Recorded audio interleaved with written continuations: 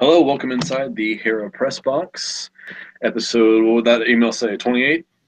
28. Episode 28. Episode 28 of the Hera Press Box. We are here on a Sunday evening to talk women's sports and strictly women's sports. Our live stream on YouTube. And we left our large audience with a few things, kind of teasers that we would go over this episode. Did you do your homework? I did what you told me to do, yes. Did you? Okay, for the NWHL? Yes. Okay, well, let's do that first. So what Alyssa and I have done, I think, if she followed instructions, was give 3 letter grades per team on different criteria. So one, the team's name, the team logo, combine those two to give them a letter grade for their arena, their hockey rink, and then a letter grade for their jersey. 4 teams in NWHL. We decided to start here and maybe continue on with that trend and go through the other leagues. This is something I don't know. There's something in my genes that makes me pay attention to these types of things. So this will be fun for me. I don't know about you. Yeah, I'm excited. Okay, so I'll go first. Yeah. Let's do name and logo first. Okay. And I say a team, give my grade. You can have it then. Yeah. So my first team that I went to grade were the Boston Pride. For their name and logo, I gave them a C. And I don't know if that's too harsh or kind of where your spectrum is, but it's I'm sure from a local standpoint that name would mean a lot more, but from an outsider standpoint, and the logo's not terribly exciting, right. So that's why I give it a C. Mm-hmm.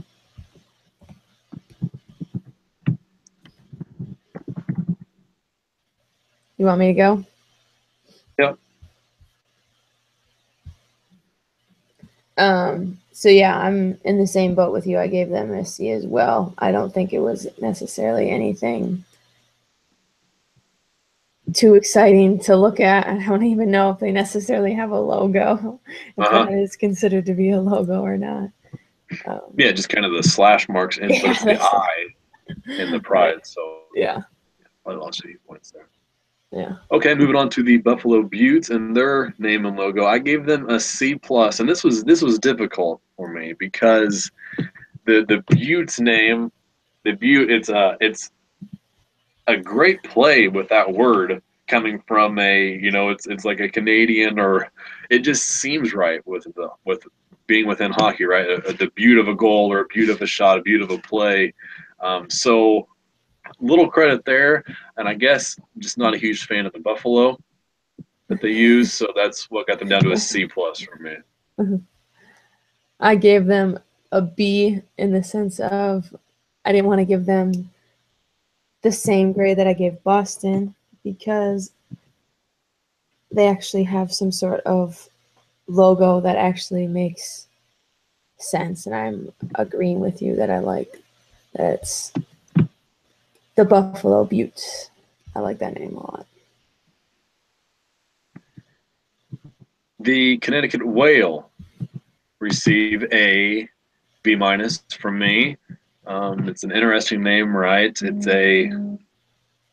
a tribute to the Hartford Whalers, which is very cool, bringing in old school NHL teams, which I appreciate a lot. At the same time as being interesting, it's also a little odd, I guess. So it could have been higher had I not thought about it more than I did. So B- is what I stick with.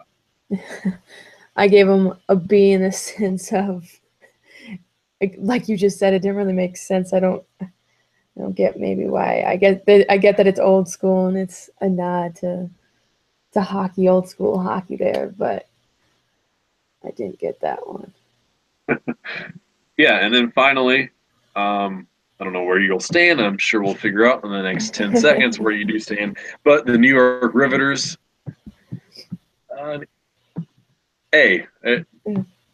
An A, and I don't think it should be any short of A, with Rosie the Riveter being their logo. Very classical Americana logo that you see that in one. You don't think of the hockey team, but it's very cool that now if you would see that Riveters, and oh, that's a sports team, and Rosie's there, and it's pretty cool. Yeah, I agree with you. I'm a little bit surprised that you actually gave them such a high grade, because I also gave them an A for their name and logo. Yeah, how about that? So let's snake it, and we'll go arena grades. Okay. And we'll go back up opposite way. So for the arena grade for the Riveters, and the Riveters play. I have them all pulled up, so I might as well look at them here. Barnabas Health Hockey House. Yeah, Barnabas Health Hockey Center House. It's, Yeah. I guess, whatever you want to call it. So I give it a C plus. It's connected to the Devils play, the Prudential Center, which is a incredible facility, fairly new. Facility has to be very nice, but this arena, looking at pictures, it's just nothing too spectacular. Just kind of a cookie cutter. Yep. I gave them a C, essentially for all the same reasons that you just said. Nothing too impressive about it. Yeah. For the Connecticut Whale, who play in the Northford Ice Pavilion, I gave them a C. And yeah, just a little bit more of a cookie cutter arena than the New York facility. Same here. Same for a C. Mm-hmm. And then for Buffalo Buttes, again went with a C for their facility, the Harbor Center. It had some pretty colors, but in the Raptors, that's all I had, I thought. I gave them a B because I was kind of went across the board where I took a look at every single one and then kind of essentially compare them to each other. And I thought that the Harbor Center had a leg up on the other two.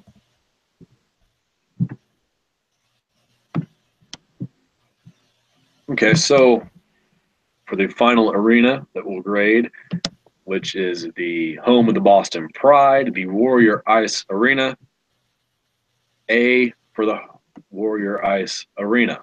That's what I get. Yep. So did I. That was easily above and beyond the others.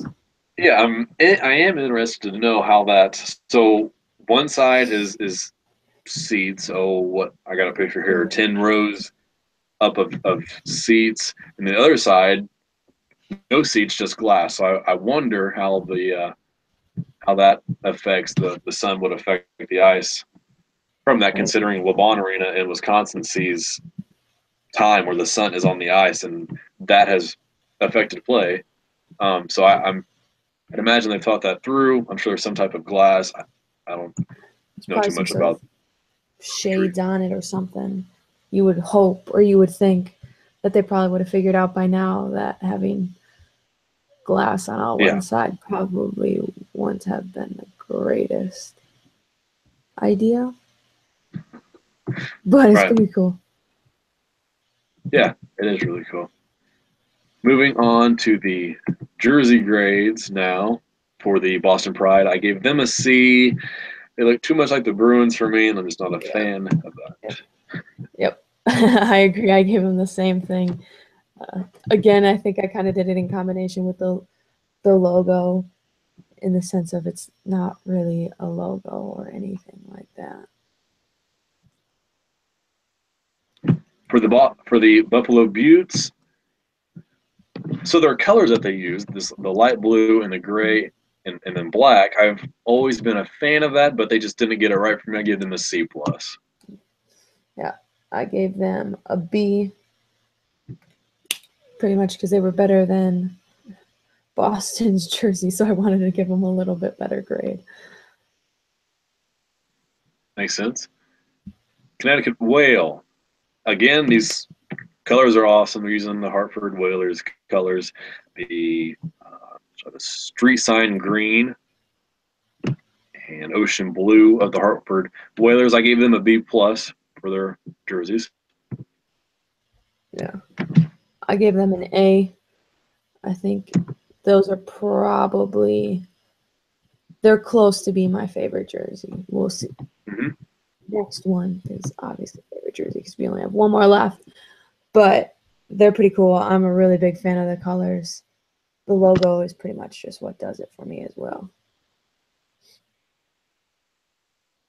Connecticut wound up being my favorite jersey because the Riveters I gave a B, and mainly the reason behind that was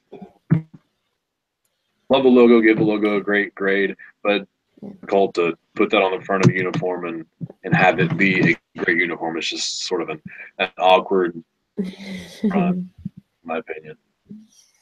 Yeah, I gave them an A as well. I liked their jerseys the most. I think it's cool that they played off that name and logo to begin with. So it's my favorite, essentially, logo. So for it to not be my favorite jersey also would kind of be just a little bit weird. Well, thanks. Yeah, you're welcome. Appreciate the compliments. So, You're welcome. Yeah, we'll do 4 professional leagues. There's finishes up NWHL. We can do NWSL, WNBA, and the National Pro Fast Pitch League as well. So those are look forward to. Anything you want to talk about to kick off another segment? I was just gonna say, we know who's gonna be in the WNBA finals now. Same as last year, a rematch of the Lynx and the Sparks. I'm hoping that it's the same type of series, and I'm hoping that the Sparks pull off another championship. Not so sure that that's going to happen this year. It was a great series last year. I think Minnesota is kind of going to come out, if you want to say revenge, I guess, because they lost Game 5 on their home court. Maybe revenge is too strong of a word, but they've been playing well this year. So it's going to be hopefully a good series. So the winner of this championship will tie the Houston Comets with 4 championships atop the all-time leaderboard of championships. Minnesota, 2011, 13, and 15. Los Angeles, 2001, 2002, and then 2016. 1 year ago, they won their 3rd. Houston Comets, throwback there. Yeah. No, I was just looking at all the older names, like Sacramento Monarchs. I guess I had forgotten about them. Oh, yeah, of course, I remember. I do remember them. Right. So that's cool. Yeah, that's cool. So did you make a prediction there, or you think it'll go Minnesota? See, I think they'll win Game 1. So you're giving Minnesota Game 1. Yeah. I think it's gonna go. I think it's gonna go Minnesota, and I think whoever plays at home is gonna win. So each game is gonna go to the home team. So by that logic, Minnesota's winning. Yeah, and I guess I didn't know till I look at the schedule here that first 2 games are in Minneapolis. Sunday, 24th at 2:30 on ABC. They're in Minnesota. Tuesday, the 26th at 7 on ESPN2. They're in Minneapolis. And then Friday, 29th, if necessary, on ESPN2, they'll play for Game 3. So I did go, and I'm sure you'll be, as I told you I was going to do it. I told you I needed to do it. I took some time yesterday to rank of the WNBA. Mm-hmm. In my top, so there's 50 total that I took to rank and figure out who my tops were. Then in the top 50, there were 3 teams that had 6 separate players. Chicago Sky, Dallas Wings. I wasn't too surprised by those 2 teams, but the Washington Mystics had 6 players on those in that top 50. In the top 25, the Dallas Wings had 4. The New York Liberty had 4. And then in my top 12, the Dallas Wings had 2, Phoenix had 2, the Stars had 2, and Seattle had 2. So I guess I spread the wealth around. Top 10, from 10 to 1, Sugar Rogers, Mariah Jefferson, Sue Bird, Maya Moore, Kelsey Plum, Cappy Pondexter, Leilani Mitchell, Skylar Diggins, and Ariel Powers, my top 10. I don't think I would have guessed some of those. No? No. Which ones? I mean, I knew your top 2, Powers and Diggins. Yeah, that I knew. Everyone else, I mean, I probably could have guessed Kelsey Plum and Sue Bird, but I am a little surprised that they're on there. Didn't think you would go that route. I figured you'd be surprised with the Tolliver and Pondexter and those names. No, I probably could have guessed Tolliver. I would hope. Yeah, her and Mitchell were tied there for 3rd, but I did give up to Mitchell.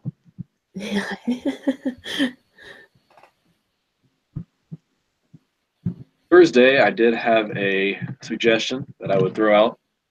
See what you thought of it. So this came from and Chris Henderson podcast, and they were talking about the need or lack thereof, definitely lack thereof, of the Boston Breakers. So come next year, the NWSL draft, number 1 player is right now by far and away Andi Sullivan.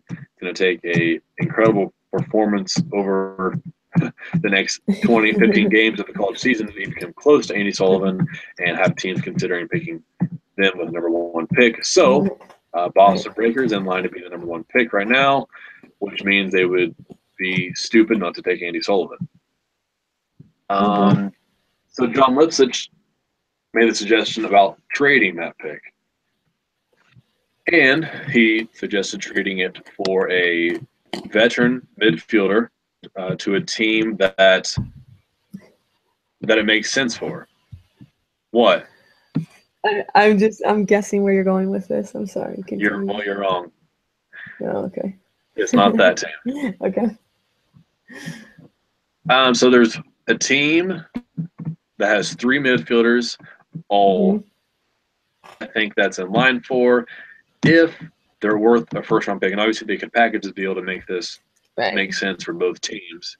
But definitely 1 player is worth that, and that's Megan Rapinoe from the Seattle Reign. So the 3 players that I had written down are Rapinoe, Kawasumi, and Yanez. All 3 midfielders from Seattle, all 3 veterans, all 3 not irreplaceable, but they're from Seattle's position where they're knocking on the doorstep of the playoffs right now, and probably should be in had they played to their potential. Right. Getting rid of one of those players to add the best player collegiately and letting her mold into that midfield and that becoming her team, in my opinion, that makes sense for both Boston and Seattle. So who are you giving up? And are you doing a 1-for-1? Are you packaging it? What's Absolutely. The first overall pick. Yeah. I mean, Kawasumi and Yanez for that's pushing it to almost needing more from Seattle, if not a pick in return. Rapinoe, I think you're comfortable with a straight up deal.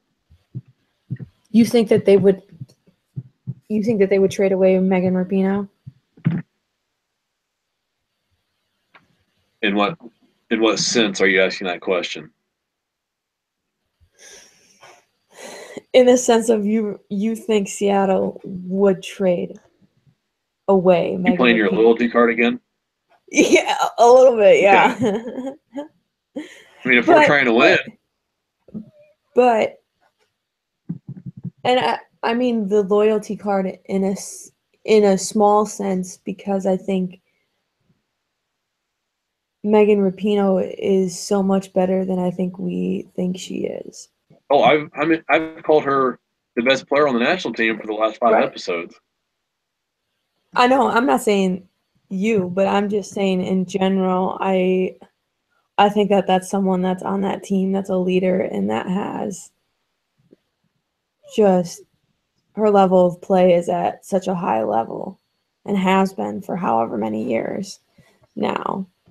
So do you see that decreasing? Are you saying she has, I don't even know how old she is, but I do believe she's in her 30s. Are you saying she's got 2, 3, maybe 4 years left in her? 2 or 3. So go with, again, they're knocking on the doorstep. So are you gonna go with let's put everything together for now, or do you kind of start building for after the next 2 or 3 years? And that's why I bring this up, because I don't think this. I mean, they don't skip a beat getting rid of Rapinoe and bringing in a Sullivan.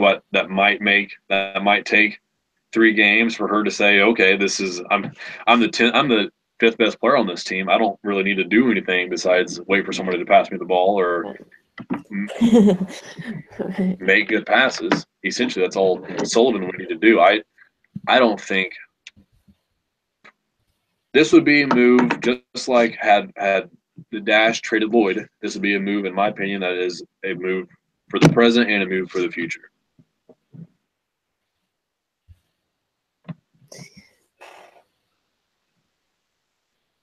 I don't think. But does Seattle need to rebuild in a way? Hmm. Okay, so then why trade for the future when you are a team that's knocking on the doorsteps now for the playoffs? Like you said, probably should have already made the playoffs if they. Because this is a business. Unless the world's going to end next year, you're always looking ahead. If you have a decent front office, then you're always looking to keep your team afloat and improve for the future. I don't see them trading Megan Rapinoe for this. I would be shocked if they did. Okay, so they would trade her for a first pick and a package deal that would need to be offered. I would think so. Now, who's in that package? That's a good question. I mean, the way you're making it sound is like Andy Sullivan is going to be taking over the soccer world / taking over the whole world within the next year. For the next year, 5th best player on their team. That's a tough hierarchy right there. If you've taken over the world as the 5th best player on your team. Well, because you were saying that. I mean, Lydia Williams. Okay, if she's taking over the world, I can see where you're going with that. But carry on. Go ahead. Because you said that Seattle should be asking. You could see a 1-for-1 Sullivan for Megan Rapinoe, but you would think that. Did you say Seattle would want more, or did you say Boston would want more? Seattle. Okay. Boston's getting a world-class player. If they get her, that. Okay, right. Yeah, okay. All right. I don't know who the package would be, though. It would be one of the midfielders. So what about Kawasumi and Yanez? What Yeah. does Boston need more if they could try to get those two? Let me look. Well, you hope that you have a healthy Rose coming into next year. Mm-hmm. And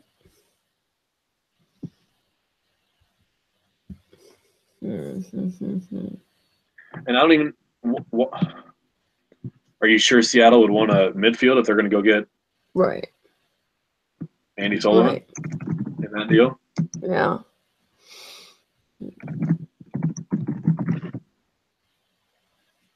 Because if you get rid of Rapinoe and you have Kawasumi and Yanez, Right.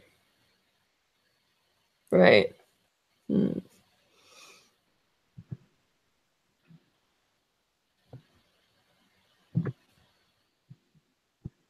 I know you're thinking about it now. Yeah, I know. I'm trying to.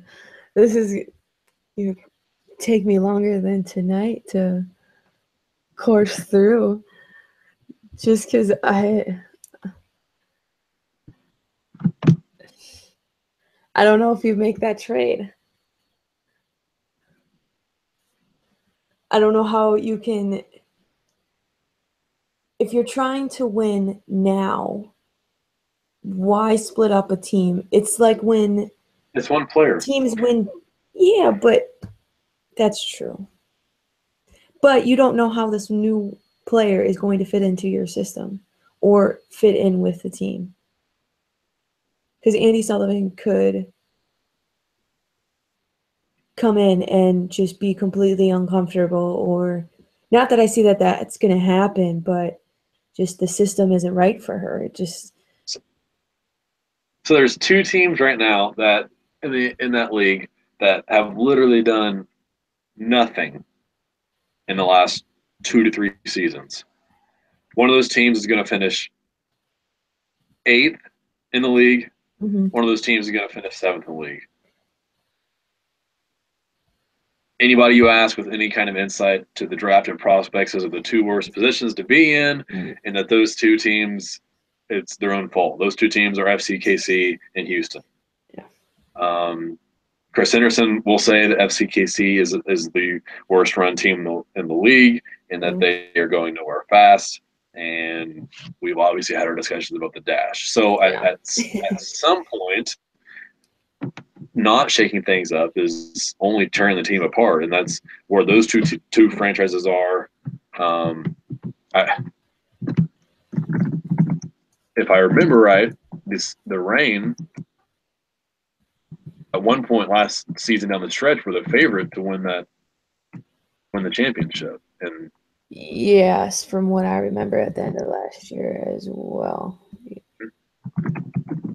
So now, if they don't make the playoffs, It looks even worse. or is that where that franchise is headed? Yeah. Mm-hmm. Yeah, they finished fifth. Finished fifth last year. 2 games out of the playoffs. Yeah. Now this year, as we talked about them being on the doorsteps. Right. Yeah, and 2 years ago they won the regular season championship. Did they win the postseason? Yeah. They did not. Yeah. FCKC no, won. They didn't. Okay. Yeah. So yeah, I'm thinking with that, and they didn't suggest that. Lipsitz had nobody he could think of off the top of his head of a veteran midfielder that Boston could really use, and that it made sense to give up that first pick for. But instantly, that was the team, and those were the 3 players that I thought of. So I haven't thought too much else about other players that could fit that role in that type of trade. But just what I thought. Yeah. It's going to be interesting to see if they do. Yeah. Or if they even get that big. Right. Because we could see Washington get that big. One other team, Now, one other team is gunning for it. Right. Now with Lavelle back, does that hurt Boston's chances of getting the number 1 pick? Mm-hmm. And do you – this is probably a really bad suggestion, and I've kind of semi-mentioned this a couple episodes ago when the Dash started to get injured as well, but do you keep Rose off? I mean, there's 3 games, 2 or 3 games left? or you throw her in there for not a full game, but just to give her something, some sort of minutes. Given Yeah. that she's been on the national team, she's been called up. So they've got at Sky Blue, at Orlando, and then their last game is home against Portland. Yeah, I would say good luck keeping her on the sideline. Yeah. No, player. Yeah, I mean, I guess you kind of have to now. It would look bad, or it would be looking like you were tanking if you didn't play her since she's been called up to the national team. Yeah, right. Because using Capable of playing now. Using your previous points in your favor again, worst case scenario, you would advertise for Marta coming to town to play, and finally you got around to talking their front office into not advertising for other players, but advertising for your own, and they would put, come see Rose Lavelle play, and guess what? She's resting because we want to get the top seed and trade away for somebody else. So. Yeah. Well, and that's the issue with, I guess, the NBA and a lot of kind of the male side of sports is that there's so many games. So it's not, each game isn't as important. That's what I like about the women's side of sports, in the sense of you're putting more pressure on teams, you're putting more pressure on players to perform night in and night out.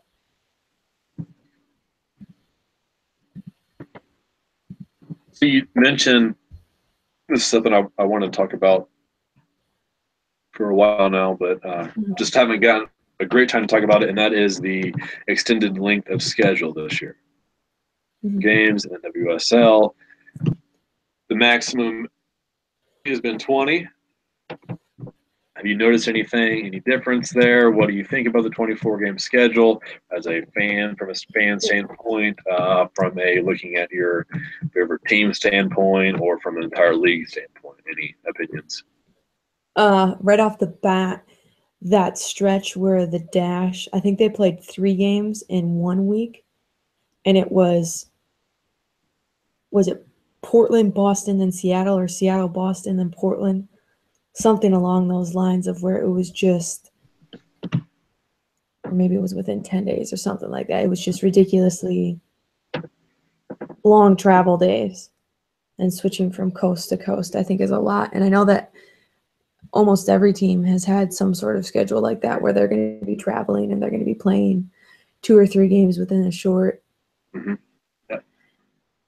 And I think, in given the Dash weren't all together this year, to put it, I guess, nicely, they handled it probably the worst, at least from what I witnessed, out of every team. And that's also because I'm paying attention to the Dash.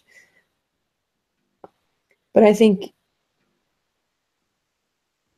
having more games is only going to bring more attention to it, more viewership, hopefully, to it, more marketing ability for the league. Does that help or hurt the national team? This year, I don't think it matters. Because in a World Cup or Olympic, it does. Oh, yeah. It has to, right? Because they're going to be playing more. They're going to be traveling more. They're going to be putting their bodies through more.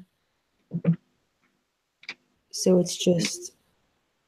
Yeah, maybe that's the recipe for deciding on if or not they're going to play a longer season. Because, for me, from a fan standpoint and watching the league, I love the 24 this schedule. There's a better chance for me to go to Chicago and see the players that I want. Taking away 2 home games, and those 2 home games might have been against the Dash and FCKC, and those are the 2 I went to this year. So that was great. If this season's any longer, where Orlando is playing right now, to make you happy, they would have a shot at winning the league. So this extended stretch has paid off tremendously for them. Chicago has fallen off. Had it been a 20-game season, they would have already have clinched. Right. And been in the season would already be over. So top 4 teams would all be clinched, but you know what I'm saying. As Right. far as their Yes. season will be over by now. So Right. different Yeah. element to the season this year for sure. Yeah. I like that at least right now it's working. I hope that within, qualifying years that it's not going to be detrimental to the players, because at the end of the day, you want all the players to be healthy and you want your best players to be healthy on your team and for the national team. So they're just going to end up putting their body through more stress at the end of the day. So then it kind of brings up the point of, then do you rest players? Yeah, right. I don't think schedule on those years. Right. Have to extend international breaks, which last year was rough for that as far as international breaks went. Yeah. We've had a couple already this year, right? We're in our third break. Is that right? At least second. Second Second at least, or third. yeah, at least second. I can't remember. So eventually, though, yeah. Go ahead. Do we have? Because I thought we had 2 games in September, and then is it 2 games in October and 2 in November, or do we skip October? Or is it at the end of October? I'm not sure. So it doesn't. Okay, I would have to look. I'm not sure. So what I was going to say was eventually, and this can go a few different ways, so we'll see where my mind tells my mouth to go on this subject. But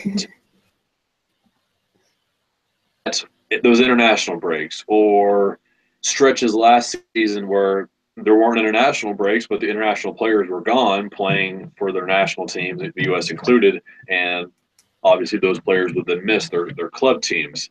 And that allowed for those other players, the more unknown players, to play, which if we get to a point in this league and in the fandom of this league where the fans are excited to learn more of those players, to see them play,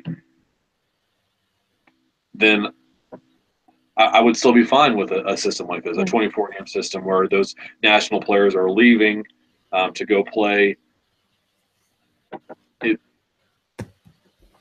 How much that would hurt the league is a discussion that would have to be had about that.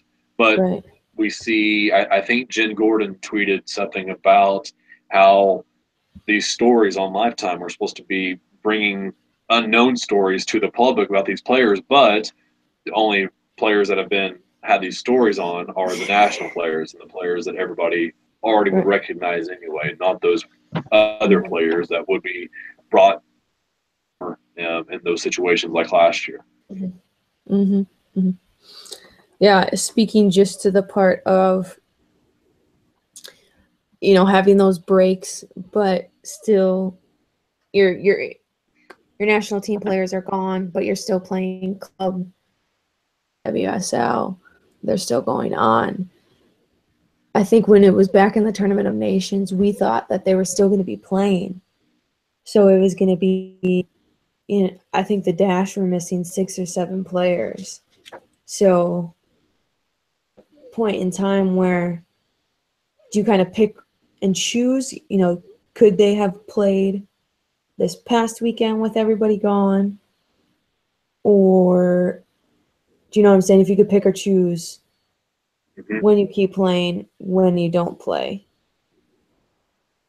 But then that also calls into question, well, especially at this time of the year when you have the playoff race going on and you have half the teams already clinched for the playoffs and you're missing your star player or 2 really good players on your team or 3 really good players on your team and they're gone and you're playing in the NWSL or the NWSL is going on.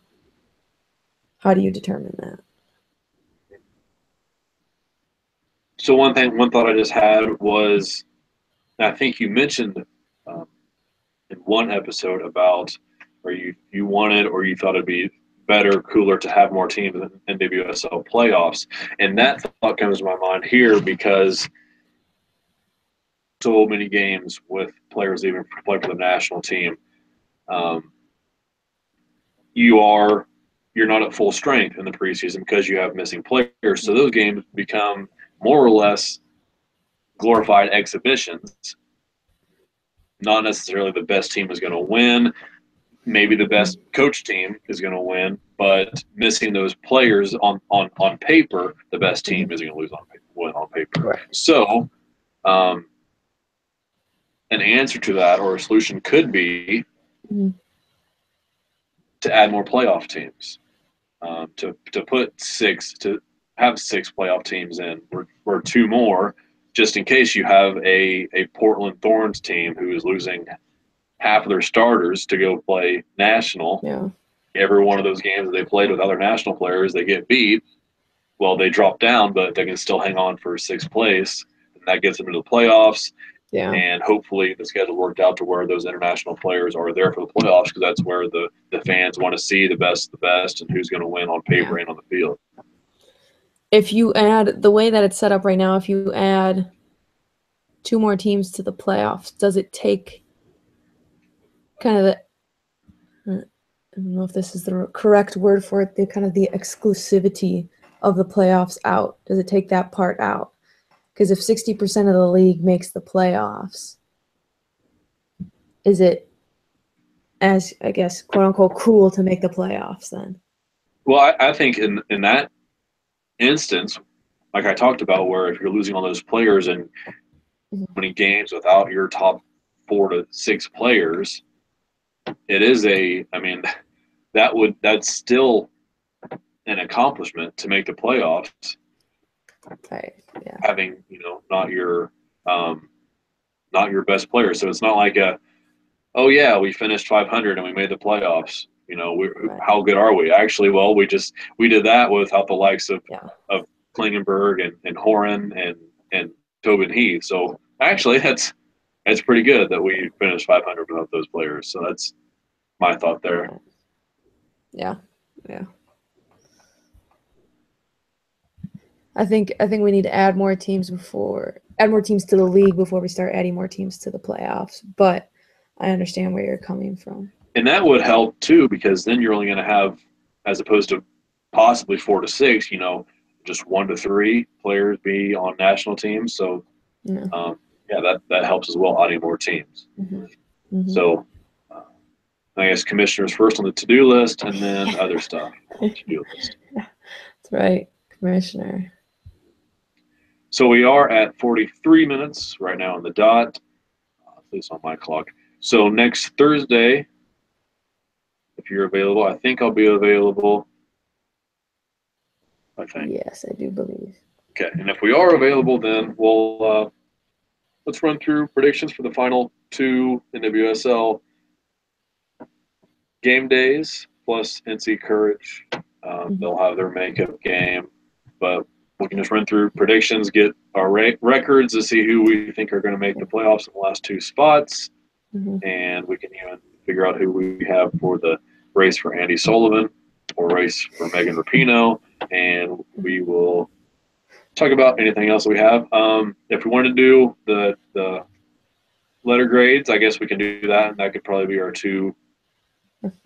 So let's do that, and let's with NWSL on the docket, let's do WNBA. Okay. Since that'll be wrapping up. WNBA jerseys, names, and arenas, plus NWSL predictions. We'll see you next Thursday night. Thanks for stopping by the Hair Press Box.